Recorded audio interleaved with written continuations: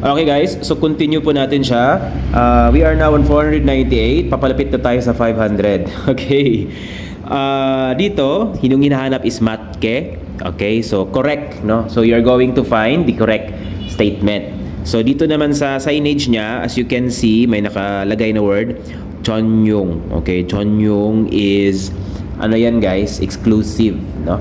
So exclusive only for the bus. Okay, itong daan. Yun po yung thought. So sa choices, hahanapin mo yung mga words na possible may relation. Okay? So dito sa number 3, may kakita kang bus. Okay, tingnan natin. So kung tama ba? 버스만 다닐 수 있는 길입니다. Okay. So 버스만 다닐 수 있는 길입니다. Okay. So 버스만, okay, bus only kasi yung man is only. 다닐 수 있다. So again, 다니다 is to pass, okay? Dumadaan, ganun. And then yung thought niya dito is dumadaan. Okay? Pumupunta, ganun. So 릴 수 있다 is can or pwede. Okay? Then naka-modifier form means na, and then 길 is street or daan. Okay? So daan na pwedeng dumaan or magpabalik-balik, ganun, yung bus lang. Okay? So only bus. So it's a street that only bus can go. Okay, yun po yung ibig sabihin ng number 3. So dapat ito po yung tamang sagot natin. Okay, 3번입니다. Okay, hindi po number 1 kasi 택시를 탈 수 있는 곳입니다. So a place, 곳 na pwedeng sakyan. Okay, a place na pwede kang sumakay ng taxi. No, 아니에요. It's not taxi. 지하철. Okay, 지하철 is the subway. Hindi rin, no? 자전거. kasi 자전거만 다닐 수 있는 길입니다. So 자전거 is bicycle. So mga out of topic na po yung ibang choices. Okay, number 3 yung tamang sagot. Next. Sa 499 guys, okay? So dito po is sa choices, by the way, sa instruction muna, may nakalagay na 곳에서, okay, in the place, no, in the 곳, 반드시, okay, 반드시 must 지켜야 할 사항. Okay, 사항 is a situation that you have to, di ba, 야하다, okay, that you have to 지켜.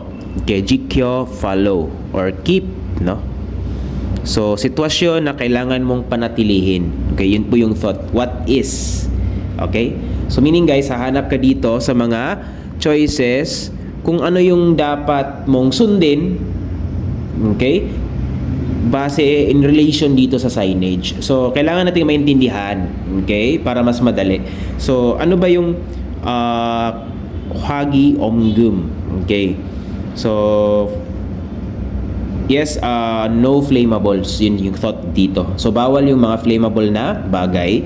Kasi, yung job, 작업 중. Okay? So, yung job, 작업 중 is welding yung job. Okay? 작업 is work, then 중 in the middle. So, in the middle of working. So, anong klaseng trabaho yung ginagawa nila sa kasalukuyan as of now? Pagwi-welding. Okay, so ganyang sitwasyon guys, ano yung dapat mong sundin? Okay, so number 1, 뛰어다니면 안 됩니다. So you're not allowed, di ba, 안 됩니다, paulit-ulit po sa mga previous na number, hindi pwede, bawal. So bawal ka daw 뛰어다니다. Okay, magpatakbo-takbo. Okay, to run around. So you're not allowed to run around pag may nagwi-welding. Okay, so pwede rin naman, no, kasi nakaka-disturb siya sa pagwi-welding, pero may naka-specific kasi dito guys, hagi omgum. Okay, may relation ba siya? Wala, no? Kasi hagi omgum nga is no flammables. So something na pwedeng mag-cause ng sunog, bawal. Okay, next, 장갑을 끼면 안 됩니다. So you're not allowed if you 끼다. Okay, to wear, then 장갑, gloves. Okay, to wear gloves. So bawal ka daw magsuot ng gloves. Mali rin, dapat magsuot ka kapag nagwe-welding, no, for protection. Anieyo. Next, 담배를 피우면 안 됩니다. So you're not allowed if you smoke cigarette. Okay, yun po yung thought niyan, guys. Okay, kasi 담배, cigarette, then piuda, to smoke. Dito po, ito yung hinahanap natin kasi ito yung flammable. Bawal dito no? So, sabi niya dito sa number 3, you're not allowed to smoke. Okay? So, therefore, that's what we have to follow. Okay? So, number 3 yung tamang sagot, guys. Not number 4, 이야기를 하면 안 됩니다. So, not allowed if you talk. Okay? So, again, yung tamang sagot po is 담배. 3번 rather, guys. Okay?